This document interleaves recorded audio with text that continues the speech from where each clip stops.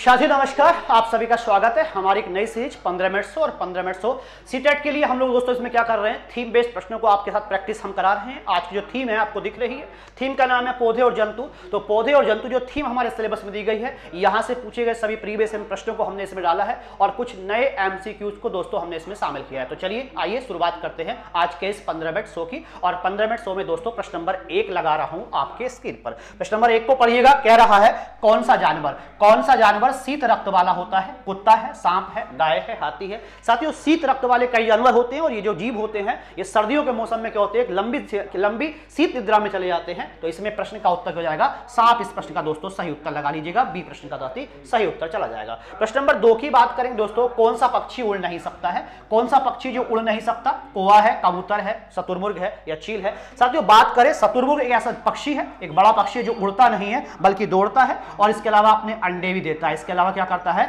ये अंडे भी देता है। भाई कौवे की बात करें तो कौवा जो होता है पेड़ की सबसे ऊंची डाल पर, भाई क्या होता है, ये पेड़ की सबसे जो ऊंची डाल होती है, याद रखिएगा, अपनी ऊंची डाल पर क्या करता है, ये क्या घोंसला रखता है। भाई चील क्या होती है, सबसे ऊंचे पेड़ पर, चील याद रखेंगे सर, ये सबसे ऊंचे पेड़ पर क्या करती है, अपना घोंसला बनाती है। तो ये सबसे ऊंचे पेड़ पर और वो पेड़ की सबसे ऊंची डाल पर घोंसला बनाता है। फिलहाल प्रश्न का उत्तर सी हो जाएगा, शुतुरमुर्ग सही उत्तर हो जाएगा। प्रश्न नंबर 3 आपके सामने है, मछली सांस लेती है, किससे लेती है? मछली किससे सांस लेती है? फेफड़ों से, त्वचा से, गलफड़ों से या हवा से? तो साथियों, मछली किससे सांस लेती है? भाई ये गलफड़ों से क्या करती है, सांस लेती है। प्रश्न का उत्तर दोस्तों सी चला जाएगा। प्रश्न नंबर 4 स्क्रीन पर है, कह रहा है फूल का मुख्य काम क्या होता है? फूल का मुख्य कार्य क्या है? छाया देना होता है, बीज बनाना होता है, पत्तियां बनाना है या तना बनाना? साथियों, जो फूल होता है, फूल से क्या होता है, फल की प्राप्ति होती है, फूल से बीज की प्राप्ति होती है, बीज की प्राप्ति होती है। तो इसका काम क्या होता है, बीज बनाना। प्रश्न का उत्तर साथियों बी लगाइएगा। बी अपने प्रश्न का प्यारे विद्यार्थियों एकदम बिल्कुल सटीक उत्तर चला जाएगा।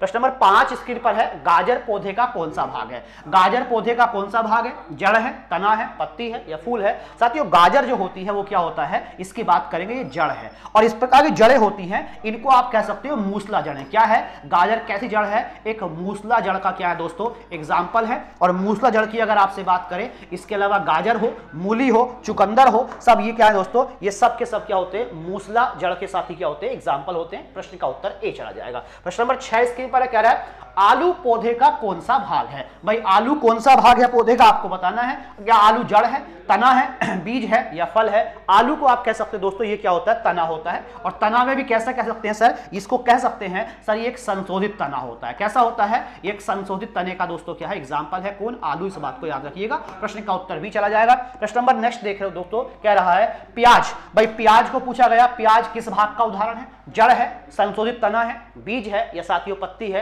तो प्याज की बात करेंगे प्यारे बच्चों, ये क्या होता है, संशोधित तना होता है। क्या होता है, ये भी संशोधित तना होता है, इस बात को ध्यान रखेंगे। मॉडिफाइड क्या होता है, ये भी साथियों स्टेम होता है। प्रश्न का उत्तर भी चला जाएगा। प्रश्न नंबर 8 स्क्रीन पर है, बीज से दोस्तों, बीज से पौधा निकालने की जो प्रक्रिया है वो क्या कहलाती है? बीज से पौधा निकलने की प्रक्रिया क्या कहलाती है? प्रकाश संश्लेषण कहलाती है, अंकुरण है, विसरण है या परासरण है? दोस्तों बीज से पौधा निकलना क्या कहलाता है, अंकुरण। क्या कहलाता है, अंकुरण कहलाता है, इस बात को याद रखिएगा। और अंकुरण के लिए हवा दोस्तों, हवा और पानी दोनों की क्या होती है, आवश्यकता पड़ती है। ये बात भी आप याद रखिएगा, इसके लिए हवा और पानी की आवश्यकता होती है। प्रश्न का उत्तर साथियों भी चला जाएगा। प्रश्न नंबर 9 आपसे क्या कह रहा है, मटर के पौधे की जड़ों में पाया जाता है। मटर के पौधे की जड़ों में पाया जाता है, क्या पाया जाता है, फंगस है, जीवाणु है, कीट है, कृमि है? तो मटर के पौधे की जड़ में दोस्तों क्या मिलेगा आपको, जीवाणु। और इस जीवाणु का नाम भी क्या होता है, राइबोजियम नाम का जीवाणु होता है। देखिए ये काम क्या होता है, मटर इस प्रकार के जीवाणु होते हैं जो नाइट्रोजन स्थिरीकरण में क्या होते हैं, सहायक होते हैं। जितने भी हरी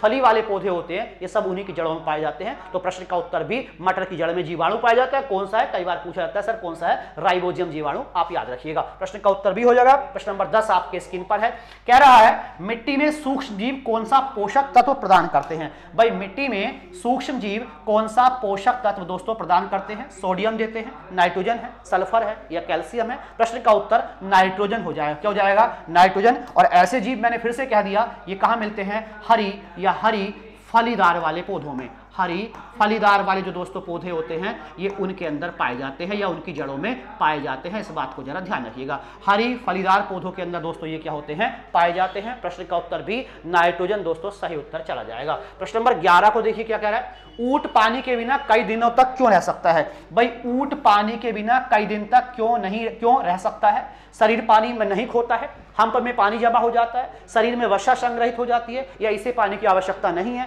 आपको पता है ऊंट को कहा जाता है, क्या कहा जाता है सर, हमने कई बार आपको पढ़ाया होगा साथियों, ऊंट को क्या कहा जाता है, रेगिस्तान का जहाज कहा जाता है। ये जो रेगिस्तान का जहाज है, इस रेगिस्तान का जहाज कई दिन तक पानी के बिना रह लेता है। उसका कारण ये होता है, इसका जो हम्प होता है, जो कुबड़ होता है, उसमें क्या कर लेता है, पानी को स्टोर कर लेता है। अपने हम्प में दोस्तों पानी को क्या करता है, स्टोर कर लेता है। प्रश्न का उत्तर भी सही चला जाएगा। प्रश्न नंबर 12 स्क्रीन पर है। भाई पेंगुइन कहां पाए जाते हैं। पेंगुइन एक बड़ा सुंदर जीव है, पक्षी है, कहां पाया जाता है, जो क्या है, रेगिस्तान में, हिम क्षेत्र में, जंगल में, पहाड़ पर, दो पैरों पर चलने वाला एक पक्षी है। ये कहां पाया जाता है, मनुष्य की तरह चलता है। और ये पक्षी दोस्तों ठंडे क्षेत्रों में, खासकर अंटार्कटिक वाले क्षेत्र में मिलेगा आपको, मतलब क्या हो जाएगा, हिम क्षेत्र। और जगह विशेष की बात करें यानी कि बर्फीले क्षेत्रों में दोस्तों, और ये कहां पाया जाता है, अंटार्कटिक में पाया जाता है, श्वेत महाद्वीप में पाया जाता है, बर्फीले महाद्वीप में पाया जाता है। प्रश्न का उत्तर भी चला जाएगा साथियों। प्रश्न नंबर 13 स्क्रीन पर है, कह रहा है चील अपना घोंसला कहां बनाती है। चील अपना घोंसला कहां बनाती है, बिल में बनाती है, पानी में बनाती है, ऊंचे पेड़ पर या जमीन पर। दोस्तों चील अपना घोंसला कहां बनाती है, ये बिल में, पानी में, सब क्या है, सबसे ऊंचे पेड़ पर क्या करती है, अपना घोंसला बनाती है। तो सबसे ऊंचे पेड़ पर अपना घोंसला बनाती है कौन, चील। चील। प्रश्न का उत्तर दोस्तों सी चला जाएगा। प्रश्न नंबर 14 आपसे कह रहा है नाइट्रोजन अवशोषित कराने वाला। भाई नाइट्रोजन अवशोषित कराने वाला जीवाणु किस पौधे में होता है। नाइट्रोजन का अवशोषण करने वाला जीवाणु किस पौधे में होता है, गेहूं में होता है, मटर में होता है, धान में होता है, या गन्ने में होता है। हमने फिर भी कहा इस जीवाणु को कहां होता है, मटर की जड़ों में होता है। और इसका नाम मैंने साथियों आपसे पहले भी कहा, इसका नाम राइबोजियम होता है। कई बार ये प्रश्न आपकी परीक्षा में साथी पूछा जाता है। मैंने कहा इसका नाम क्या होता है, इसका नाम राइबोजियम होता है। इस बात को दोस्तों ध्यान रखिएगा। हरे फलीदार पौधा होता है, उनकी जड़ों में से जीवाणु पाए जाते हैं। प्रश्न का उत्तर भी हो जाएगा। प्रश्न नंबर 15 स्क्रीन पर है, नाइट्रोजन अवशोषित करने वाला जीवाणु किस पौधे में होता है। रिपीट हो गया प्रश्न गलती से, प्रश्न गलती से दोस्तों क्या हो गया है, रिपीट हो गया है। तो मटर ही प्रश्न का उत्तर हो जाएगा। चलिएगा अगले की बात करेंगे। परागण, भाई कह रहा है परागण के लिए मधुमक्खियों को क्या आकर्षित करता है। दोस्तों परागण के लिए मधुमक्खियों को क्या आकर्षित करता है, पत्ती है, पंखुड़ी है, जड़ है, तना है। तो फूल ही तो आकर्षित करता है, मधुमक्खी को आकर्षित करता है फूल। मतलब क्यों ना आकर्षित करेगा, मतलब क्या हो जाएगा, पंखुड़ी क्या करती है, आकर्षित करती है। प्रश्न का उत्तर साथी भी चला जाएगा। प्रश्न नंबर 17 स्क्रीन पर है, कह रहा है कौन सा अनाज खरीफ फसल है। गेहूं है, चावल है, जौ है, चना है। दोस्तों क्या होता है यहां पर, चावल क्या है, खरीफ की फसल है। देखिए खरीफ की जो फसलें होती हैं इनको कहा जाता है, इनको ग्रीष्मकालीन, दोस्तों क्या बोलते हैं, इनको ग्रीष्मकालीन फसल कहा जाता है। क्या बोलते हैं, ग्रीष्मकालीन फसल है, क्योंकि ये गर्मियों में बोई जाती है, सर्दियों में काटी जाती है। गर्मियों में बोते हैं, सर्दियों में काटते हैं। बाकी गेहूं है, जौ है, चना है। दोस्तों ये सब कैसी फसलों के उदाहरण हैं, ये सब रवि के एग्जाम्पल हैं। और रवि जो होता है इनको कहा जाता है शीतकालीन फसल। रवि को दोस्तों क्या बोलते हैं, शीतकालीन फसल कहा जाता है। क्यों, क्योंकि ये क्या होती है, सर्दियों में बोई जाती है और गर्मियों में क्या होती है, काटी जाती है। और दोनों फसलों के बीच में बोई जाती है कौन सी,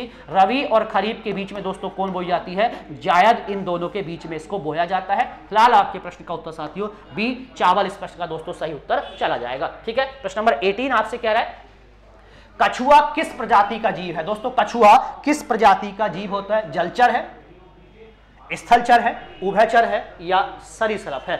मतलब कछुआ किस प्रजाति का जीव है, देखा जाए तो उभयचर भी है, जमीन में भी रहता है, पानी में भी रहता है, जमीन पर भी रहता है। लेकिन चूंकि रेंग कर चलता है, तो चूंकि क्या होता है, रेंग कर चलता है। नहीं तो अच्छा इसका सही उत्तर हमें लगता है उभयचर होना चाहिए। कारण क्या है, रेप्टाइल्स नहीं रखेंगे, इसको उभयचर में श्रेणी में रखते हैं, क्योंकि ये क्या होता है, जल और जमीन दोनों पर रहता है, इसलिए उभयचर है। रेंगने वाले जीवों को दोस्तों क्या बोलते हैं, रीढ़ की हड्डी विहीन जो जीव होते हैं उनको क्या कहते हैं, उनको सरीसृप कहा जाता है। प्रश्न का उत्तर सी लगाइएगा। प्रश्न नंबर 19 है, पौधों में भोजन का परिवहन कौन करता है, जड़ करती है, फ्लोएम करता है, स्टोमाटा करता है, या क्लोरोफिल करता है। तो साथियों पौधों में किसकी बात हो रही है, भोजन का परिवहन करता है कौन, फ्लोएम करता है। कौन करता है दोस्तों, फ्लोएम करता है। प्रश्न का उत्तर भी लगाइएगा। अगला प्रश्न नंबर 20 देखिए क्या कर रहा है, पौधे में जल का परिवहन, फिर से रिपीट हो गया क्या, प्रश्न रिपीट हो गया, छोड़ देते इसको।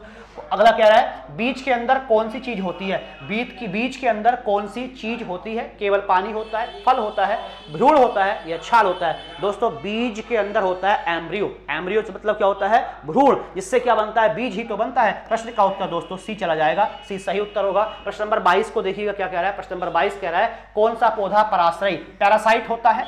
आम है, अमरूद है, अमरवेल है, नीम। देखिए पैरासाइट का मतलब साथियों क्या है, जो दूसरे पर निर्भर हो, जो क्या हो, दूसरे पर निर्भर हो। और सही उत्तर होगा अमरवेल। अमरवेल देखिएगा किसी भी पौधे के ऊपर, किसी भी पेड़ के ऊपर चढ़ जाती है, गोल गोल घूम जाती है, तो ये क्या है, पैरासाइट है। ये क्या है, ये क्या है, पैरासाइट है, यानी कि पराश्रयी है। प्रश्न का उत्तर सी लगाइएगा। प्रश्न नंबर दोस्तों 23 है भोजन की पत्तियां, भोजन की पत्तियां भोजन को कहां संग्रहित करती हैं, बीज में, जड़ में, फल में, पत्ती में। तो भोजन कहां होता है, पत्ती में ही पाया जाता है, पत्ती में ही प्रकाश संश्लेषण। साथियों जो पत्ती होती है इसी में क्या होता है, प्रकाश संश्लेषण की प्रक्रिया होती है। प्रकाश संश्लेषण की प्रक्रिया कहां पर होती है, पत्ती में ही होती है, यानी कि भोजन का निर्माण कहां होता है, इसकी पत्तियों में होता है। प्रश्न का उत्तर डी चला जाएगा। प्रश्न नंबर नेक्स्ट है पौधे की पत्तियां कहां भोजन संग्रहण करती हैं। साथियों बीज पत्ती में ही करती हैं। प्रश्न फिर से रिपीट हो गया है। अगला प्रश्न देखिएगा। चलिएगा सेशन में इतने ही प्रश्न हैं, आज के लिए इतने ही रखेंगे, बाकी मिलते हैं आपसे नेक्स्ट सेशन में। बहुत बहुत धन्यवाद साथियों, नमस्कार, जय हिंद, बाय बाय साथियों।